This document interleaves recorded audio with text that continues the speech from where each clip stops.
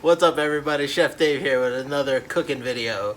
So today we're going to do another series as part of our proclamation pan series. We're going to take things that we have from around the house. We're going to make a delicious dinner. So start off, we're going to use the big guy, the big proclamation pan. Okay, so we're going to start our pan kind of high heat. I had it warming up already. Down here we've got chicken legs and thighs. These are really awesome Joyce Farms chickens. They're a little bit leaner, longer, the French chickens, but they are absolutely delicious. They've just been seasoned with a little salt, pepper, and caraway seeds. And then we've just got some onions, some garlic, some olive oil, some butter, and some cut celery from some prep that I was doing earlier today. The first thing we're going to do is we're going to sear our chicken. Alright, we're going to start off with a little bit of olive oil. I do a lot of cooking in olive oil. I know, some people agree, disagree. That's irrelevant to me. That's what I like to do. So... Alright, good olive oil. Then we're going to do, we got 6 pieces of chicken, so we're going to do 3 and 3.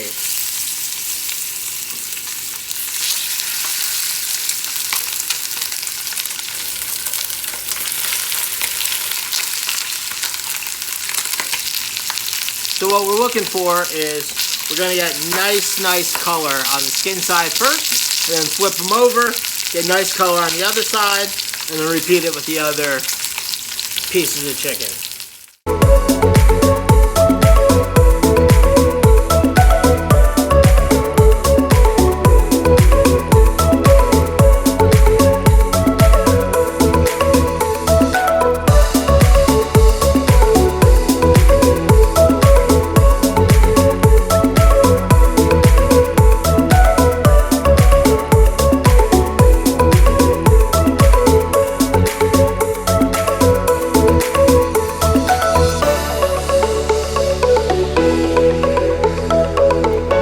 So now that we have our chicken seared, our oil's nice and hot still, we're going to take our celery.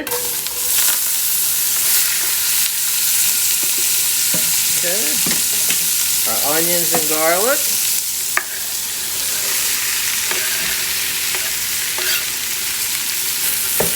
And we're going to sweat these down. Okay. So we're not looking for color for these. This is just to sweat everything down, essentially. Okay, I don't have any carrots in-house. Again, this is what I have in-house. So this is like 6 stalks of celery, maybe 7, 3 small red onions, about 7 cloves of garlic sliced up, and that's it. We're going to put a little more salt in there, some sea salt. Okay, a little amount of salt. Nice pepper.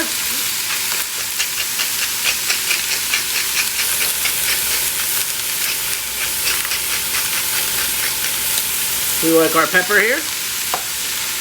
And then we're going to put another pinch of caraway seeds. Another pinch. We don't want to overdo it. Caraway can get strong, but want to have some in there. So now we're just going to let this cook down until it's nice and soft. And this is all being done on high heat. So there's enough liquid in these vegetables that high heat is perfect for this. Alright, so we're in a good place right here. Veggies are soft. Liquid's kind of been evaporated. It's come off of them. So we're in a pretty good place here. Smells great. I love the smell of cooked celery. There's a sweet aroma to it.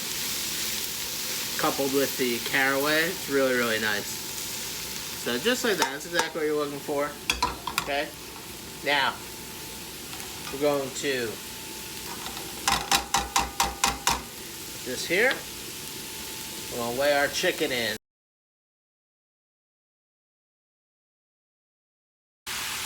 Now what we're gonna do, now you can use chicken stock or veg stock or anything. I don't have either of those today. What I've got, good old pipe stock, H2O. So to help save some time, I've boiled it in my tea kettle. I'm gonna add it in there.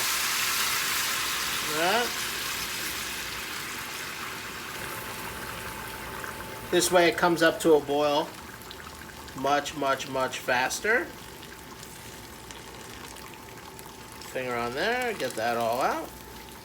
Okay, we might add a little to that, but we're also gonna add a little shout out to my friends at Sloop Brewery, especially my buddy Adam Slayman. We're gonna cook with one of his beers. Let me take a little sip first. Nice fruitiness, a little sweetness, a little bitterness for the hops. I'm gonna add that right in there. That's it. We're gonna cover it and let it chill. Bring it to a boil and then let it chill. Light simmer. We don't want it bubbling like crazy. But kind of where it's bubbling now, that's kind of where you want it. But we're gonna bring it to a full boil first. And then drop it down to this light bubble. This has been simmering for about 40 minutes or so. Pretty much all done. Chicken's tender. So what we're gonna do is, we're actually gonna remove the chicken.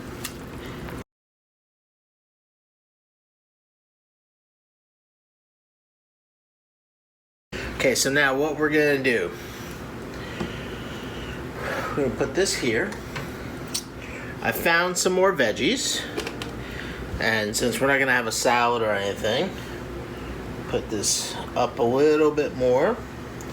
We're going to add some broccoli and some zucchini that, again, I just had in the crisper. Okay. I'm gonna throw that in there. Get everything in there. Okay. Give it a stir. Now we're gonna add just a little bit more water to this. A little bit of salt. Just a little bit of salt. Okay. There we go. And now we're also going to do two things. We're going to try making dumplings, kind of like chicken dumplings, sort of. But we're going to use, I've never really done this before, so this will be interesting. We got a little baking powder, a little salt, a little pepper, 1 egg. We're actually going to use the sourdough starter that I have saved. We try to use this for a lot of different things. We make pancakes with it. We do a lot of different fun things with it. So I'm gonna add some of this in there. It's just for flavor. I love the flavor of sourdough and that acid that it brings. Okay. And we're just gonna use a little bit of water to make kind of a, I'm gonna say sort of a stiff dough. Okay, we'll give it 1 glass good mix. And that should be right there. Now it's almost like if you're making spatzel. All right, that right there. That's what you're looking for. Okay. Get rid of this. Oh, nice. Okay. So now we're going to add cream to this. Make it nice and rich.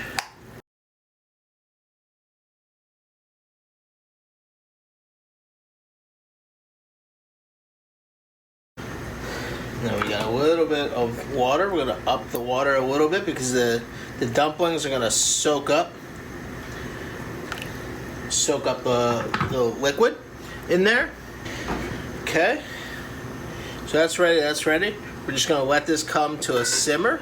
We're gonna set this aside. We're gonna get our herbs ready. Okay. And now, one of my favorite herbs of all times, and an herb that I think doesn't get used enough in cooking, is dill. So we don't have to go too fine here. We're just doing a little guy. Once you get to the stemmier part, that's when you want to go a little bit thinner. I'm with dill, I use basically the whole thing. Sometimes like the very ends, those little woody ends, maybe not. But for the most part, I use the whole thing. We try not to waste anything in these parts. That right there. So we're gonna leave this on high for now. We're gonna wet our spoon. You don't wanna make them too big, or else you end up with a whole cake on top, if you will. But, okay. And you drop it in there. Okay. Drop it in there. Drop it in there. Maybe about that big.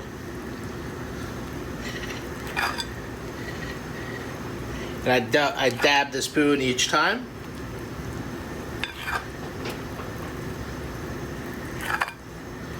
And you just till all your batter's done. Now, if you think you got too much, then you don't have to use it all, obviously.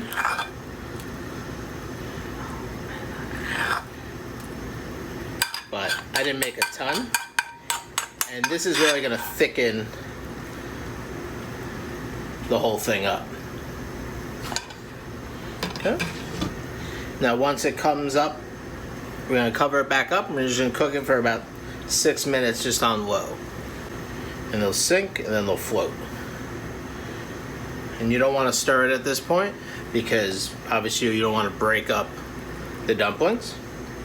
And then once the dumplings are cooked, we'll add our dill. It's a nice light simmer there. We're going to drop it just a little bit. You can see they're starting to pop to the top. We're cover it up.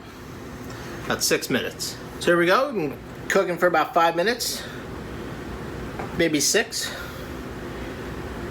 And dumplings should be all set. Boom. Look at those guys floating on top. Perfect, perfect. Fantastic. Let me bring this in for a close-up.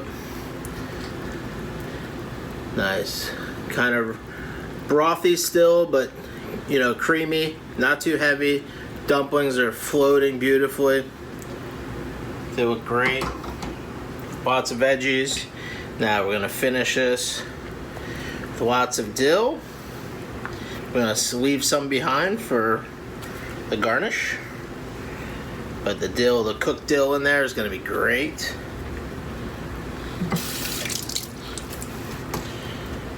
So you can put your chicken back in there to serve it whole, or you can just come right off into a bowl like we're gonna do here. So we're gonna take one of these chicken legs, put it down in there,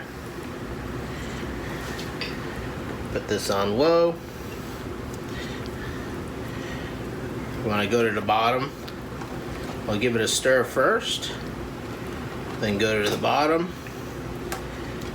get those nice vegetables. Beautiful. And then we're gonna get a couple nice big dumplings, maybe a third one, just like that. Alright, so I'm gonna put a little more dill right on top.